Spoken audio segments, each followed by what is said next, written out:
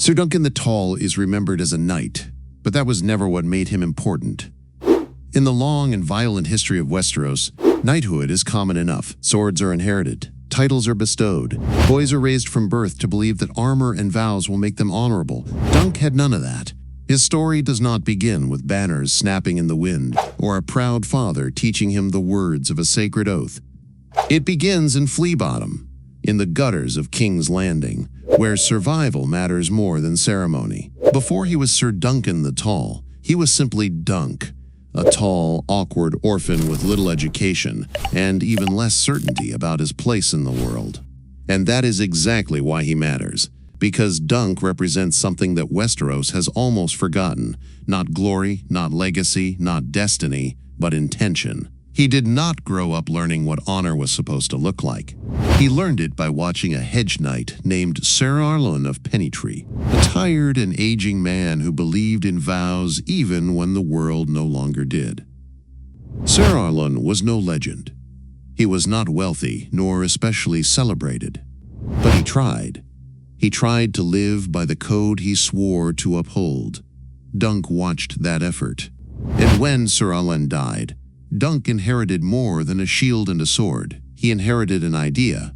The problem was he didn't fully understand it. In A Song of Ice and Fire, knighthood is supposed to mean something sacred. Protect the weak, defend the innocent, act with courage, and show mercy. But when we actually look at the knights of Westeros, we see something else. We see men who use armor as permission. We see cruelty disguised as discipline.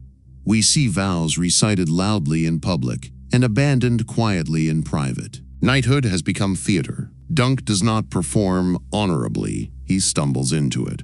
When he first calls himself a knight, he does so with hesitation. There is no ceremony confirming his status, no witnesses to swear he earned it.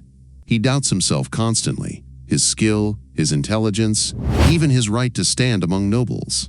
He worries that someone sharper will expose him, that someone born to a castle will see through him. And yet, again and again, when the moment comes, he chooses to act like a knight should, not because it will earn him glory, not because it will advance his station, but because acting would feel wrong. That distinction is everything. At Ashford Meadow, when a prince mistreats a young puppeteer, Dunk faces a choice that defines him. Challenging royalty in Westeros is not brave, it is suicidal.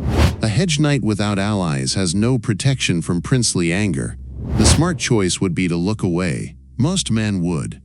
Dunk cannot. He does not step forward because he believes he will win. He does not step forward because he calculates political advantage. He steps forward because he remembers what it felt like to be powerless. Empathy moves him faster than fear. That empathy is rare in Westeros. It is even rarer among the nobility. Dunk judges people not by their lineage but by their behavior. He does not care who your father was. He cares about what you just did. In a society built on bloodlines, that is dangerous. The great houses of Westeros depend on a shared illusion. The titles reflect virtue. If a prince is cruel, it is tolerated. If a lord is unjust, it is rationalized. Power protects itself. Dunk quietly refuses to participate in that illusion. He does not rebel, he does not preach. He simply behaves as if actions matter more than ancestry. That quiet belief unsettles the powerful around him, because it exposes how fragile their authority truly is. But Dunk's greatest impact is not in the tourney field or in public challenges. It is in his relationship with a boy named Egg. When Dunk first meets Egg, he sees only a stubborn, bald-headed stable boy who insists on becoming his squire. He does not see the future, he does not see a crown.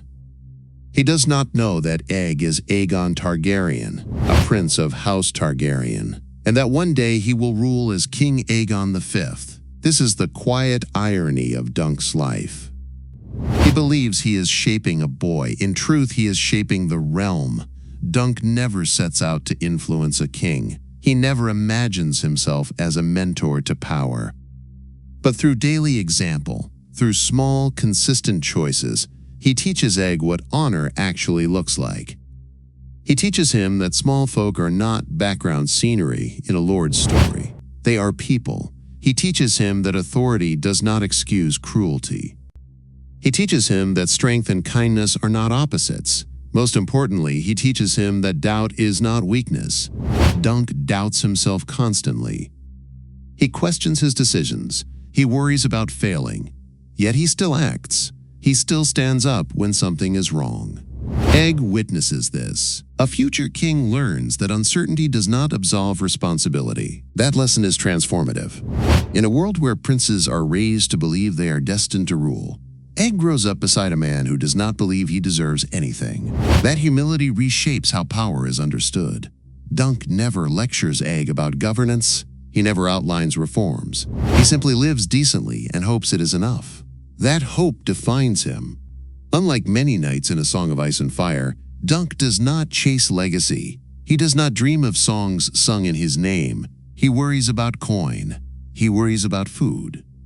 He worries about disappointing the memory of Ser Arlan. Even when he is eventually appointed to the Kingsguard, he carries the honor awkwardly, as if he were still not sure he deserves it. He does not seek greatness, and yet he achieves it, not through conquest, not through ambition, but through refusal. Refusal to exploit the weak. Refusal to excuse injustice. Refusal to let the world make him cruel. In Westeros, cruelty is efficient. It secures obedience. It silences opposition. Many characters begin with good intentions and gradually compromise them for survival. They tell themselves that the world demands hardness. Dunk resists that transformation. He fails. He misreads situations. He trusts people he shouldn't. He solves problems with his fists when diplomacy might have worked better. He is not brilliant or politically cunning, but he does not harden. That may be his greatest strength and his greatest vulnerability, because conscience is costly. In Westeros, dragons destroy cities, and politics destroy families. But conscience destabilizes systems. A man who cannot be convinced that cruelty is necessary becomes unpredictable. He cannot be easily controlled. He cannot be easily corrupted. Dunk does not overthrow the social order. He does something quieter and perhaps more dangerous. He exposes its hypocrisy simply by existing within it differently. Through Egg, his morality ripples outward. A king raised by a man who valued small folk might attempt reforms others would ignore. A ruler who witnessed humility might question inherited arrogance. The changes may not be dramatic, but they are real. And they begin with a hedge knight who barely understood the vows he swore. That is why Dunk matters. Because in a narrative filled with conquerors, schemers, and monsters, Ser Duncan the Tall proves that the most powerful force in Westeros is not dragonfire or political brilliance. It is conscious. Honor in Dunk's life is not about outcomes. It does not guarantee victory. It does not prevent suffering. It does not secure crowns. It preserves something else. It preserves the self. Dunk shows us that honor is not about winning wars. It is about refusing to become something worse in order to win them. It is about standing, even when standing changes nothing immediately. It is about protecting the vulnerable, even if no songs are sung about it. Kings will rise and fall. Houses will crumble, banners will burn, but the example of one decent man, carried in the memory of a future king, can alter the moral direction of a realm. Ser Duncan the Tall does not roar like a dragon. He does not command armies with brilliant strategy. He does not reshape history through force. He hesitates. He doubts. He chooses. And sometimes, that is enough. Because in a story obsessed with destiny, Dunk reminds us of something far more radical. The fate of the world is not always shaped by those who seek greatness, but by those who never wanted it, and who, despite that, do the right thing anyway.